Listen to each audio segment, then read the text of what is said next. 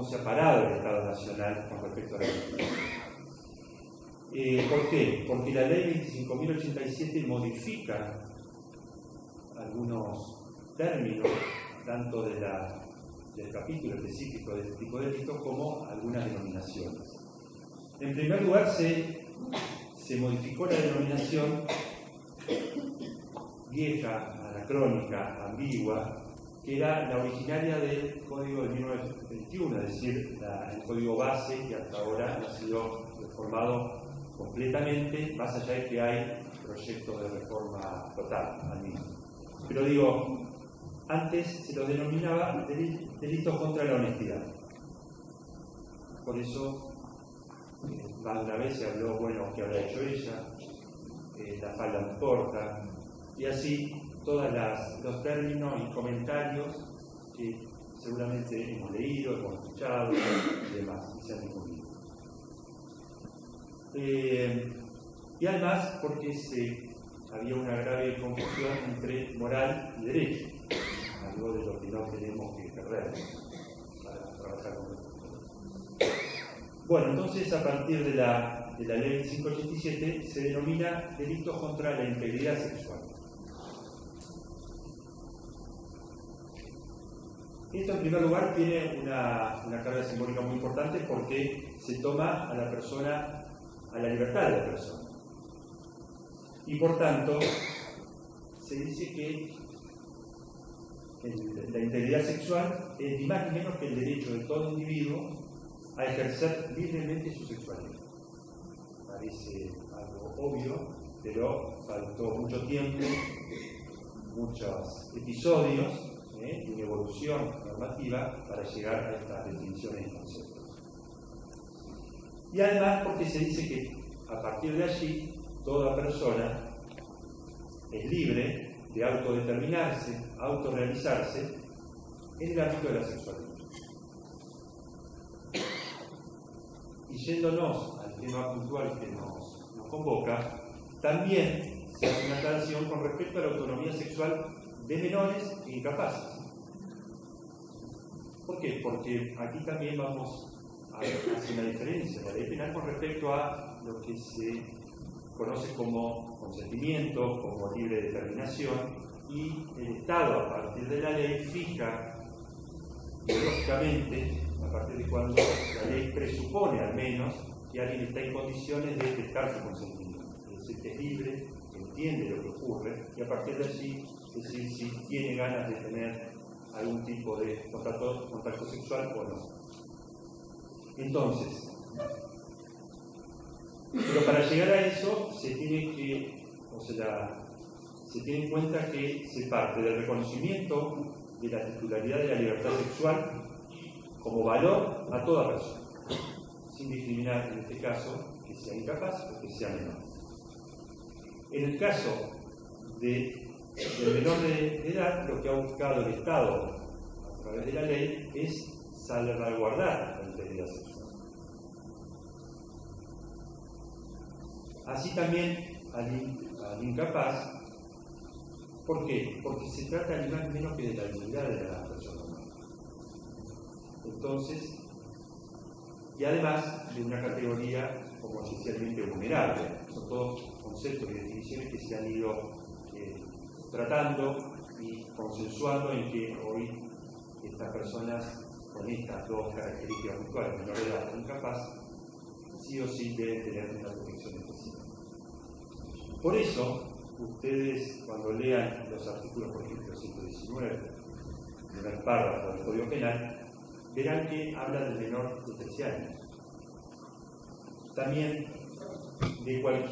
termina ese primer párrafo hablando que cualquier causa no haya podido disponer libremente de la acción. Esto quiere decir que haya entendido, haya podido comprender qué estaban realizando. Y también el artículo 120, cuando habla de hasta 16 años. Estamos hablando entonces de un rango de entre los 13 años y los 16 en que van a estar comprendidas ciertas conductas tipificadas como delitos dentro de esta edad. Es decir, el Estado se posiciona puntualmente en esta clase de personas. Con respecto al protocolo, se dice que deberá asegurar el cumplimiento de las garantías procesales de la víctima y el acusado y la preservación de la prueba. Bueno, aquí sí ya la otra herramienta que decía que con la que trabajamos diariamente, que es el Código Procesal Penal, que es el marco, las pautas con las cuales nosotros tenemos que encarrilar el camino para llegar hacia una definición, si se ha cometido un delito, qué delito, cómo se lo ha cometido. Todo esto va dentro del camino indicado por el proceso penal, por el Código Procesal Penal, por lo cual se debe cumplir con ciertas pautas que deben tener en cuenta tanto las garantías de la víctima como del acusado y la preservación de las pruebas, de las evidencias, como se la denomina actualmente. Bueno, ¿por qué? Porque si incumplimos con alguna de las garantías de la víctima, esto de preguntar y salir a indagar tempranamente, por ejemplo, con algunos de los menores, no se cumplen con algunos requisitos, toda esta situación de conocimiento, de información, podrá ser atacada en su momento por la defensa, que es la otra garantía del ejercicio de la defensa, por parte del imputado, que es la persona indicada como supuesto autor de un delito penal.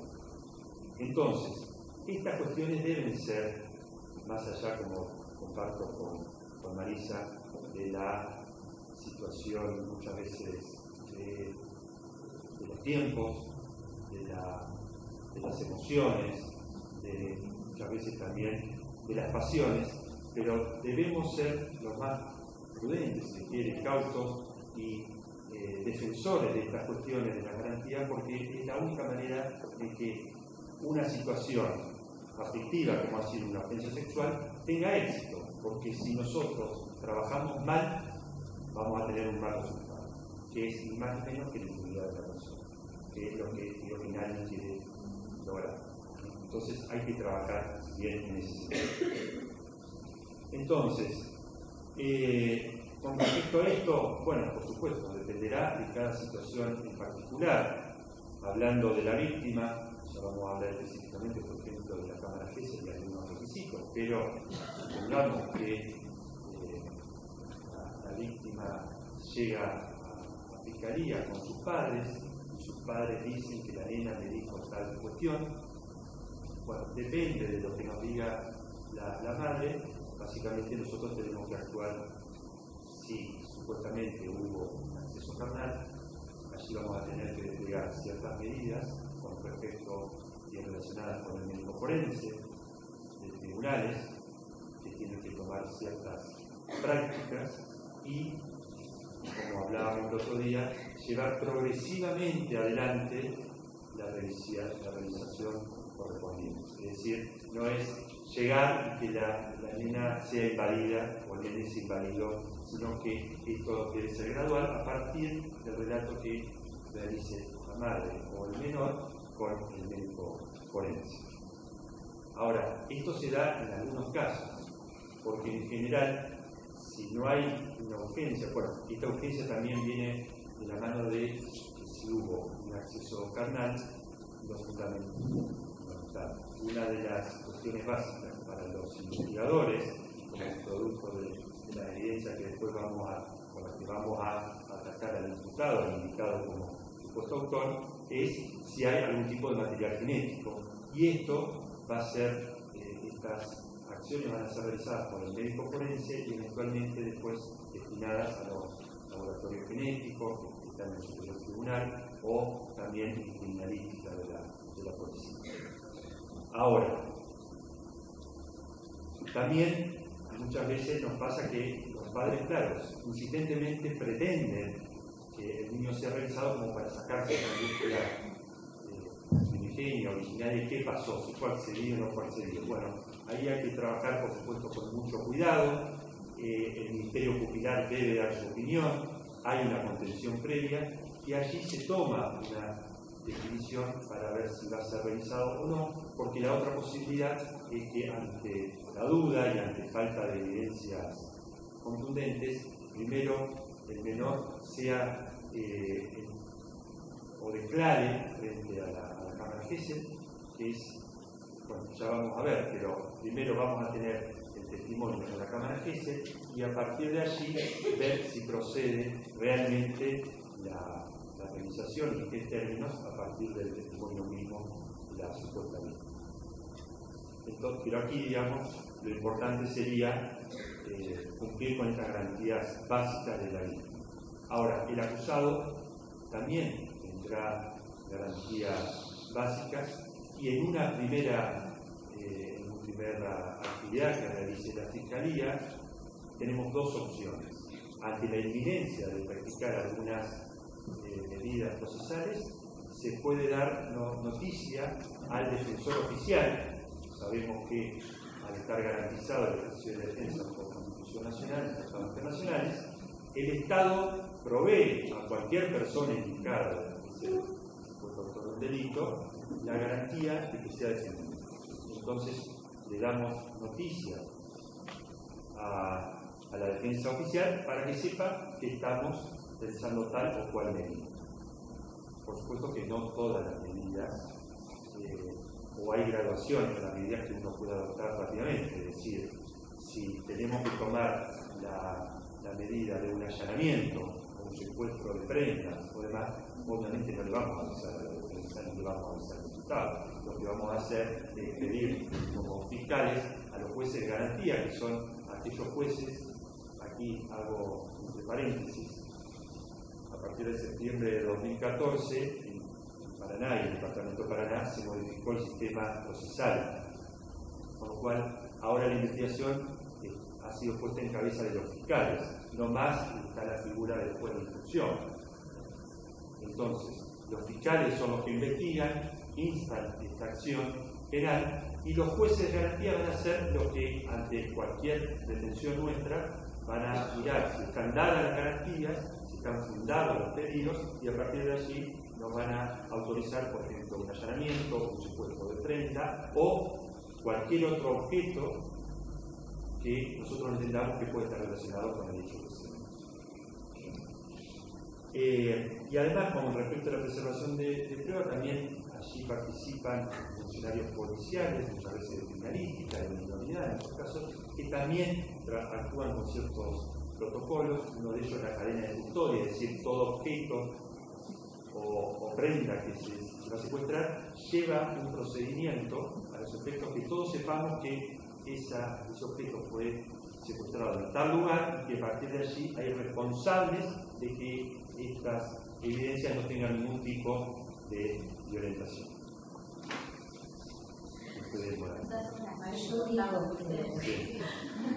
Para que no se extienda y haya más intercambio. No, porque no tiene el espacio de intercambio. Claro.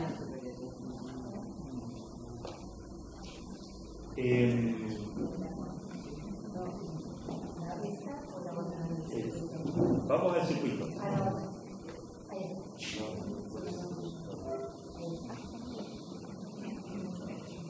Bueno, vamos al circuito entonces. La denuncia penal es la herramienta, la llave, digamos, de todo inicio de acción del proceso penal. Con lo cual, esta denuncia en principio, tal como lo referí en el protocolo baliza, depende si se trata de un abuso intrafamiliar, muchas veces, o de un abuso fuera de la organización familiar. Esta denuncia podrá ser realizada por los padres del menor y en el caso de un abuso intrafamiliar, ante el conocimiento por parte de alguna de las organizaciones o agencias públicas, salud, educación, CONAF, podrán también dar noticia a quién, al defensor de pobres y menores, porque por representación legal el menor es representado por sus padres y si no por el Ministerio Pupilal. Estas son las dos formas de acceder a la justicia, un derecho básico y humano. A partir de allí se nos da noticia a nosotros. Trabajamos con Marisa cuando todavía estaba a diario con nosotros en organizar por allí, y esta aclaración que hizo por ahí cuando estamos realmente o indagar un poquito más ante un abuso sexual o ante otra situación de violencia, en el sentido de que tomaran los defensores de pobres y menores la noticia, que tomaran algunas acciones previas y a partir de allí, de tener una sospecha importante de vivir un abuso, allí recién darnos noticia a nosotros, porque ocurrían muchas veces que eran, no digo infundadas, pero noticias que poco tenían que ver con el abuso sexual y allí también estamos reutilizando, con lo cual hemos logrado este piso básico de acción del Ministerio Tutelar en los tribunales. Como decía, también la policía, pueden acudir a la policía, son, digamos, dos bocas de denuncias, o las comisarías, minoridad, o cualquiera que estemos, por ejemplo, aquí en la ciudad de Paraná, cualquiera de las comisarías, y en Paraná Campaña lo mismo.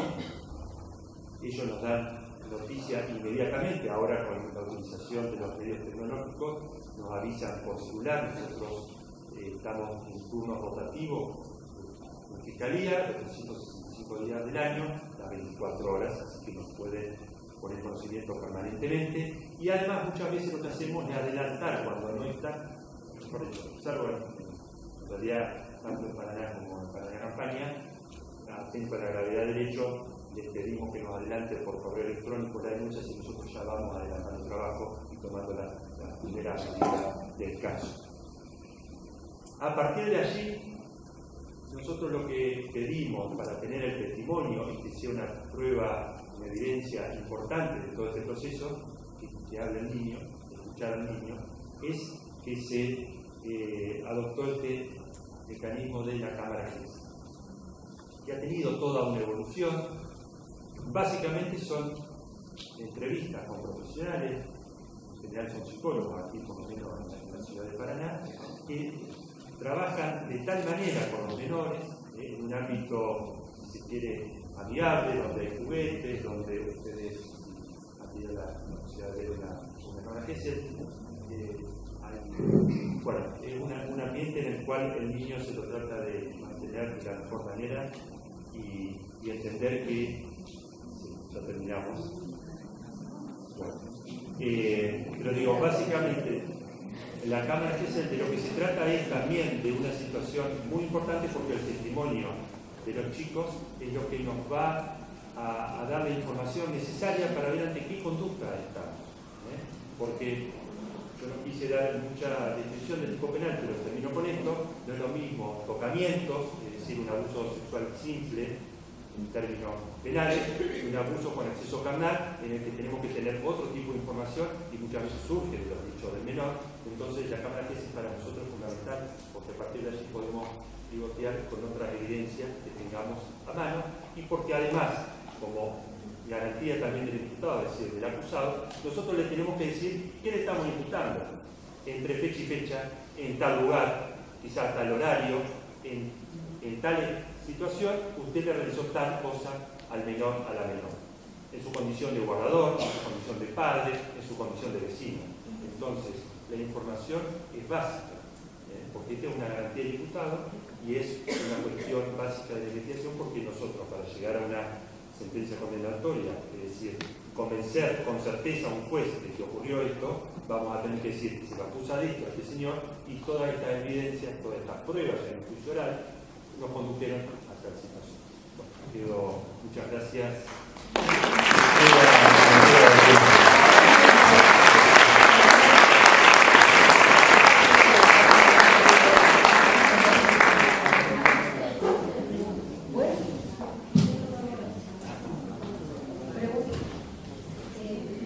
Había una pregunta que habían hecho hoy de que cómo era el relato de los niños de 4 o 5 años que preguntaron por allá. La cámara GES, que explicaba Leandro, trabaja en base al relato del niño o cuando son más pequeños se trabaja con lo que es hora de juego, que puede ser video filmada, y respecto de lo cual hay un informe del profesional que la realiza que avanza sobre ciertos elementos que pueden tener que ver, no para decir si el niño dice o no dice, miente o no miente, sino si hay indicadores compatibles con una situación de abuso sexual infantil. Ustedes saben que el abuso sexual infantil no tiene como un síndrome de indicadores específicos que son solo eso, lo cual hace mucho más difícil su detección. Pero se trabaja con los niños más pequeños, no con el relato tan específico, sino con esa modalidad, que fue una pregunta que vos pones.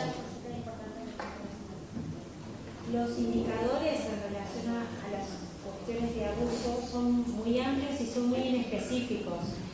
Y en este punto, por ahí es difícil para las personas que no están formadas en el tema detectarlos. Entonces, por eso, la importancia de que si uno detecta una sospecha, la pueda vehiculizar a quien pueda hacer algo con esto.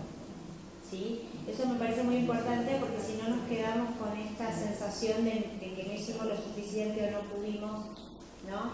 Entonces digo, si uno detecta una situación, puede acudir al Ministerio Pupilar para que desde el Ministerio Pupilar vea de qué manera, o a la Fiscalía, digamos, pero buscar siempre ayuda de otro que pueda, digamos, vehiculizar de la manera adecuada, digamos. Ya le damos más preguntas, porque estamos en esta otra que hicieron allá. Sí, ¿cómo se garantiza la protección del niño si el imputado está libre? Bueno, hay distintos mecanismos que prevé la ley procesal penal. Lógicamente, ya lo decía Marisa, si es un abuso intrafamiliar, de mínima se pedirá la exclusión del sospechado hasta al menos la cámara Gesell, o que tengamos más evidencias para sostener que ha ocurrido lo que se ha denunciado. Si fuera en otros ámbitos, tenemos tanto las herramientas que las puede pedir tanto el Ministerio Pupilar desde ya cuando toma conocimiento, como nosotros los fiscales, que consiste básicamente en las medidas de no acercarse a tantos metros de la víctima, de los familiares, del grupo familiar, no tener ningún tipo de contacto por correo electrónico, por Facebook, por tercera persona, y también dependerá en algunos casos la gravedad del hecho de los primeros momentos, y por supuesto si tuviera alguna actitud ya agresiva anteriormente, por supuesto, pero de la denuncia mucho más agresiva, hasta de solicitar la prisión preventiva o prisión domiciliaria. Son dos modalidades, en tanto y en cuanto se entiende que estaría entorpeciendo la investigación y no se estaría garantizando mínimamente la tranquilidad de la víctima, hasta, por ejemplo, la cámara Gesell o actos posteriores. El Código Procesal nos pide que en principio sea solicitado por un plazo, con lo cual se pide, en base al tiempo que nos den en cámara Gesell, se pueden ir pidiendo estas medidas con esa amplitud o no. En ese punto, perdón, una cosita más antes de pasar. También es importante, digamos, para complementar, digamos, la mirada judicial, estar justamente, retomo la idea de la articulación, digamos, para no perder de vista lo que yo mencionaba, digamos, después de lo que planteaba Pablo, si ese niño tiene referentes o no tiene referentes, ver de qué manera puede ir acompañando el proceso judicial, porque el proceso judicial tiene características propias que le explicó perfectamente Leandro, digamos, que en el medio justamente está la vida de las personas que pasan por esa situación y que uno intenta de que no se ridiculicen, digamos, ¿no? Eso es fundamental. No, mi pregunta era con respecto a la prescripción de la acción en este tipo de delitos. A la prescripción de la acción. Bueno, este es un tema ya en Entre Ríos y en Paraná hay algunos casos en los que se ha discutido la prescripción. Por ahí está la doctora Romero también, que sería bueno que se sume al debate porque tiene una larga trayectoria como profesional y interviene en alguna de estas causas. Pero básicamente, diría así como para abrir y que sea completado, tenemos lo que se conoció como la ley Piazza.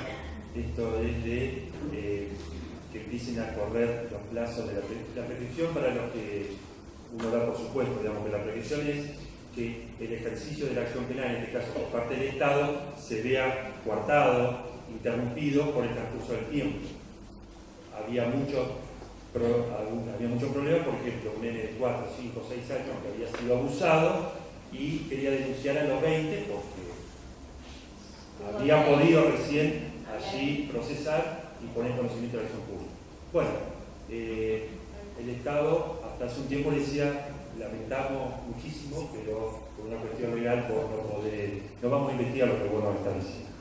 Esto, lógicamente, fue objeto de muchísimas discusiones y planteos, hasta que, bueno, por un lado, la valentía de Piazza de plantear su cuestión personal, digamos, y familiar, hizo que, con semejante presión, modificaran los legisladores esta situación, pero además, yo se los pasé después que hablamos cuando nos invitaron, también ha habido fallos de casación hace poco, bueno, tenemos el caso del cura Villarral, pero en Buenos Aires también casación ha fallado con respecto a esto de poner en la balanza el interés superior del niño, también el acceso a la justicia, y todas estas cuestiones ya son, les diría, esto del principio de legalidad, que fue una bandera si se quiere, de la Revolución Francesa en adelante, digamos, de poner límite a la acción del monarca.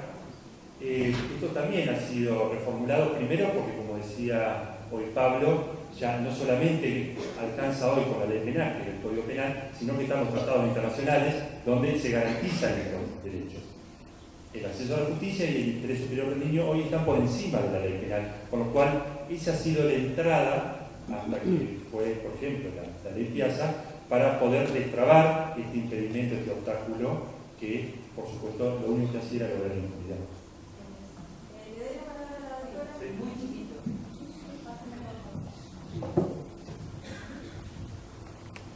La regulación de la prescripción no es nueva en este delito, ha citado la ley Piazza. Yo quiero recordar que nosotros tenemos una legisladora nacional también en UNAR que planteó que empiecen a prescribir a partir de que se hace la denuncia, digamos.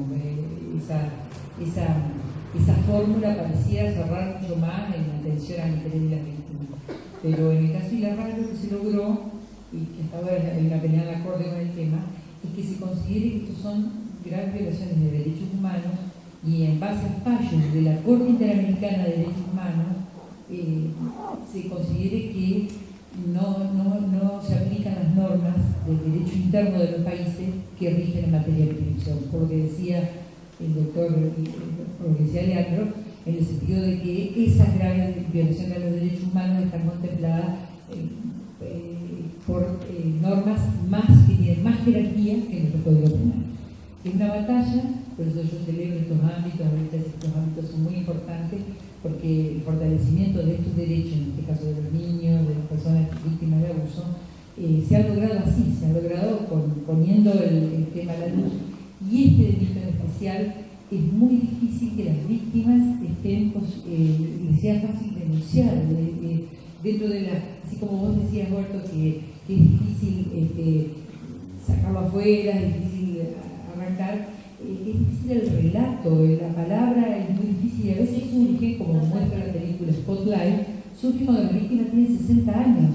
Ocurrió con un caso de un cura en Córdoba que se reunieron un grupo de muchachos que ya tenían 30 años a comer un asado de fiesta de egresados de muchos años, y uno relató que un cura lo había acusado y todos terminaron llorando en esa reunión. Bueno, ahora el cura está condenado, la Corte Suprema acaba de confirmar la condena, pero le salió 25 años después que ellos se habían recibido. O sea, el delito es conmocionador y a las personas les cuesta sacarlo afuera y les provoca daños en su sexualidad, en sus relaciones de mucho tiempo. Por eso, bueno, yo celebro el ámbito de salud del mundo. Un segundito, Virginia. Pero aparte pensaba, ¿no?, cómo la historia siempre generó agenda a partir de avances y retrocesos, ¿no?, en este Rosario, digamos. Y por eso, ¿no?, poder, digamos, tomar que en cuenta esto de que estemos todos reunidos acá, martes, ¿no? No lo podemos ver hoy, lo vamos a ver tal vez de acá a unos meses, dimensionar justamente la importancia que tiene poder encontrarse, a poder hablar de diferentes sectores, que es el espíritu, digamos, del protocolo como herramienta, ¿no? A ver cómo podemos proteger y cuidar más a nuestros niños entrerrianos, digamos.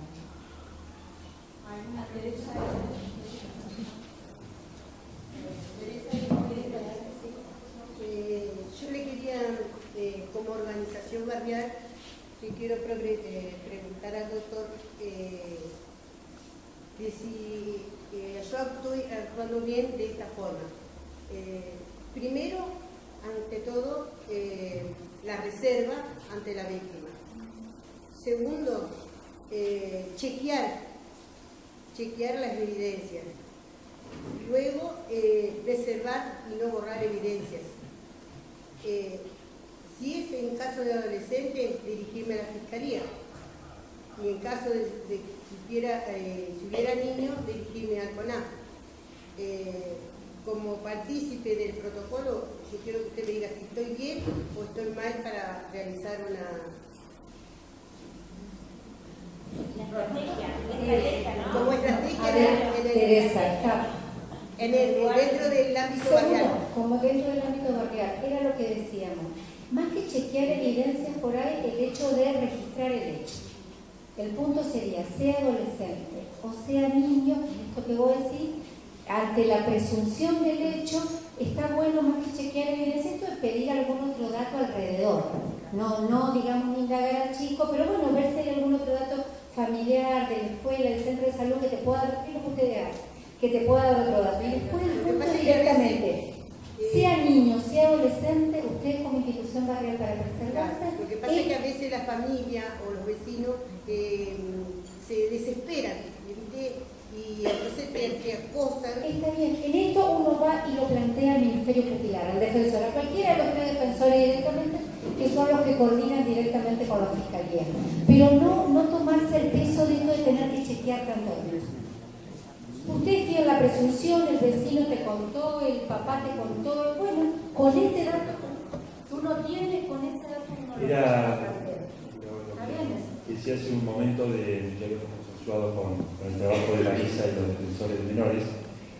Ante el conocimiento que usted tenga, ir a hablar con la defensora de pobres menores, contarle qué está pasando, que el defensor de pobres menores haga la indagación que va a realizar, y allí, si le ve sustancia para realizar la denuncia, nos va a poner conocimiento. Usted, más que satisfecha con el rol solidario que ha tenido y con la puesta en conocimiento del Ministerio Público. Está muy bien. Además, yo quería decir algo que había notado, que tiene que ver que es un tema bastante controvertido, pero creo que hay que hablarlo.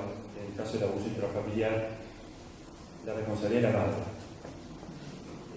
No sé si podríamos estar 3 horas más, pero no es que nos cuesta mucho, digamos, pero la Fiscalía ya ha logrado algunos casos de responsabilidad de las madres cuando, ante evidencia de que han tenido contacto con la escuela, han tenido contacto con el Ministerio Público por otras cuestiones, han tenido la organización barrial y demás, miran para el costado, dicen, él no puede ser, tanto padre biológico como actual pareja, pero quiero decirles que eso admite la responsabilidad penal, es decir, hay un deber institucional que tiene la madre de preservar desde todo punto de vista a su hijo.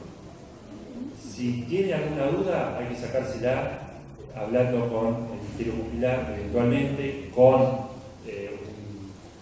un equipo interdisciplinario, pero no puede quedarse en la duda o puede decir, no le creo a la niña o no le creo al niño. Y allí... La familia también es la abuela. ¿Cómo? La abuela también, es un rol principal de la familia en contención de los niños. Sí. Se puede ampliar, digamos, a la abuela desde ya, pero, digamos, había hecho foco por ahí en la madre porque se detectan casos en los que la madre dice, no puede ser o no.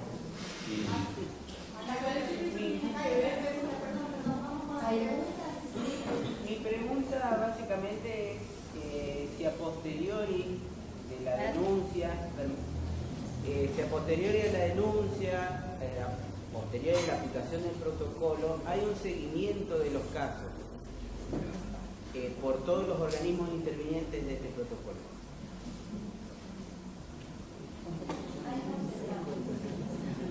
A ver, no sé si en todos los casos se está trabajando en este momento con la Fiscalía para acordar las derivaciones a qué organismo para poder tener un equilibrio y una posibilidad de respuesta real.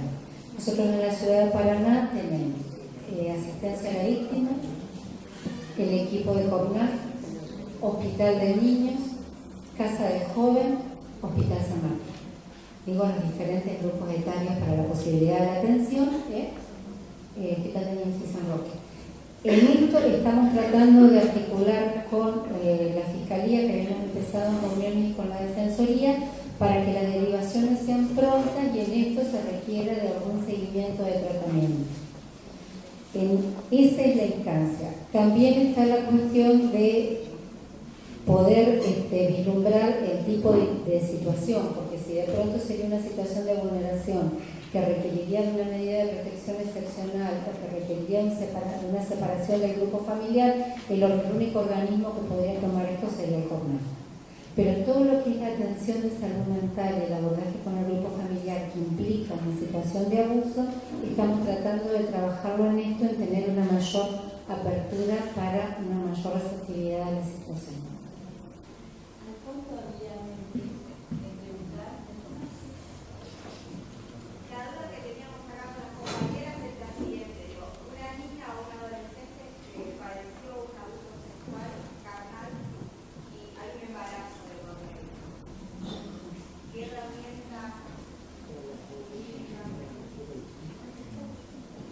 El tema es que, digo, para si avanzamos con más preguntas, cada vez abrimos más sectores interministeriales.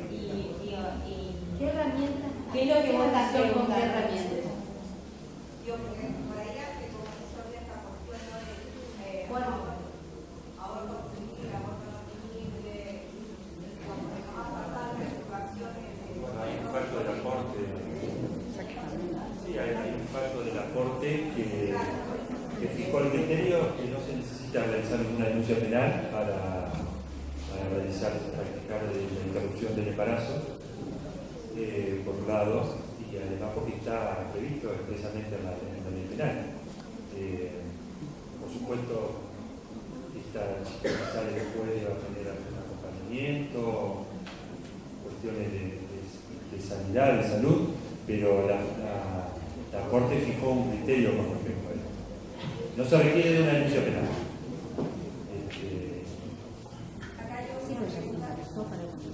Buenas tardes. ¿Cómo estás? Una pregunta más que nada en carácter personal. Mi nombre es Mariela, del programa 102 de Concordia. Acá. Quiero hacer una pregunta que estoy un poco sin voz, disculpa. Yo pertenezco al programa 102 de Concordia. Tengo una pregunta más que nada personal, porque quiero nada con mis compañeros. Quiero saber qué piensa desde el lugar legal una vez que se hace la denuncia, sobre todo cuando hay un abuso intrafamiliar, si una persona puede volver, ¿qué consideran ustedes? Si puede volver a la casa, se puede retractar,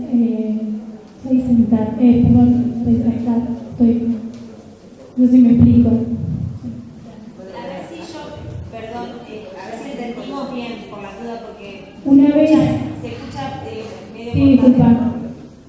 Una vez que se hace la denuncia, ajá, cuando es intrafamiliar, ya en el ámbito judicial, porque yo creo que, digamos, para poder diferenciar hay que poner dos cosas en juego, que es lo que intenté hacer yo, pero digamos, como se me quedó poco el tiempo, a lo mejor no me explayé demasiado. Una cuestión en la dimensión pública de la problemática, que tiene que ver justamente con la aberración del delito que estamos hablando y de todo lo que genera para las personas que pasaron y no pasaron por esa situación, que creo que todos los que estamos acá estamos de acuerdo en eso. Y otra cosa es el tratamiento que tiene a partir de la denuncia, que tiene ciertas características, entiendo, doctor, corríjame si no es así, para que llegue la adecuada sanción a la persona que cometió este delito y, a su vez, la protección a la víctima, porque, digamos, cada uno lo ve desde el lado que separa, digamos, pero me parece que es importante no perder de vista la mirada integral, digamos, de la problemática, porque es muy compleja, ¿sí? La línea 112 en Concordia, pregunto, ¿es municipal o provincial? Municipal. Ah, bien. Una pregunta personal. Mi pregunta es, una vez que ya está, digamos, el caso que se sacó al niño, que era el que vos contabas, se sacó al niño, tomó la medida, aparece una situación en que el juez por alguna razón decide que, por el tema de trabajar en el núcleo familiar, de que vuelva a la casa. Estando la agresora, ¿no? Exacto, que vuelva. Nosotros trabajamos más que nada con los psicólogos que por ahí lo ven desde otro lugar. Vuelve lo mismo, ¿te parece lo que pasa? Sin completar, Sin conocer las Por un grado de particularidades generalidad, claro, sin conocer la particularidad, porque supongo que si el juez decide no volver a la casa, habrá tenido un informe o algún criterio el cual yo no puedo merituar porque no tengo acceso en este momento. En general, la medida de protección tiene que ver con sacar a la persona mientras se compruebe no el delito. Puede haber pasado, como pasa en alguna situación, como explicaba Leandro hoy, de que pasado el proceso se llegue a la conclusión de que la situación de abuso existió o no existió. Si no existió, o si no hay prueba, o si no está imputado, puede pasar que vuelva. Lo demás es difícil de contestar en ese grado de generalidad, ¿se entiende? Una cosa que quiero, porque acá me marcaron, respecto del kit, ahí le dejo la pregunta, respecto del kit, con esta pregunta, el kit de, yo pensé que lo había dicho, de salud, tiene no solo el tema de la preservación de la prueba, sino todo lo que es la píldora del día después, la protección por el HIV, por las enfermedades de transmisión sexual, implica un seguimiento por 6 meses por parte de la institución de salud.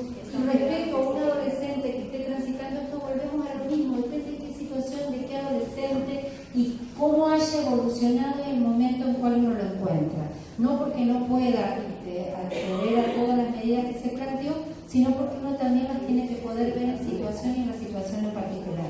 ¿Sí? En eso que creo que no había quedado claro. ¿Usted quiere hacer una pregunta?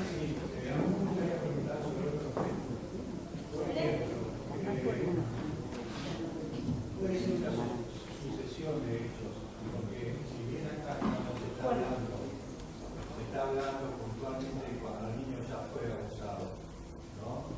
O cuáles son las medidas o los mecanismos que deberían ir acompañando, digamos, ese proceso, ¿no? Para la denuncia, para todo lo que debería hacer la persona que llega a tener alguna información sobre esta cuestión, ¿no? Se está hablando puntualmente de eso. cuando ya llegó el hecho. Cuando ya está, digamos, en esa situación el niño o el adolescente. Ahora, el tema de todo lo que sería la prevención. Por ejemplo, se sabe que muchos abusos suceden en instituciones, ¿no? ¿Cuál sería, por ejemplo, la prevención en una institución, digamos, para prevenir el hecho en sí, no ya cuando ya el hecho sucedió? Es interesante tu pregunta porque me parece que justamente me parece que hay que apostar, digamos, a acciones preventivas, justamente, que es fundamental y creo que es el rol de las organizaciones civiles comprometidas a la temática. Yo creo que una de las medidas que es muy importante poder ejercer para cualquier institución, no importa de cuál estemos hablando, como estas temáticas ligadas a las situaciones de violencia tiene mucho que ver con cuestiones ideológicas, como mencionaba, cuestiones que atraviesan cuestiones de género, cuestiones ligadas a ideas del patriarcado que andan dando vuelta y que no están, digamos, por fuera del sistema judicial o por fuera del CONAS o por fuera de nosotros nació un tupper, digamos, y creció, digamos, por ejemplo, mi infancia transcurrió, yo nací en la época del proceso militar, digamos. No conozco de qué se trata el proceso, no lo viví, pero me lo transmitieron mis padres. O sea, hay situaciones